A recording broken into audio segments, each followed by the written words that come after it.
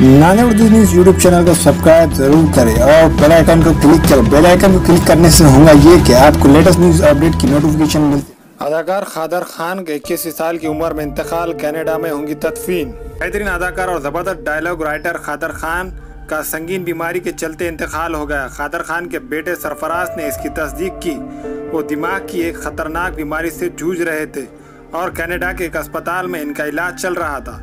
जुम्मा को इनके ब्रेन ने काम करना बंद कर दिया था। इनके बेटे सरफराज ने न्यूज़ एजेंसी पीटीआई को बताया, पापा हमें छोड़ गए। लंबी बीमारी की वजह से इन्होंने 31 दिसंबर की शाम 6 बजे कैनेडियन वक्त आखिरी सांस ली और वो आखिरी बार फिल्म दिमाग का दही में नजर आए थे।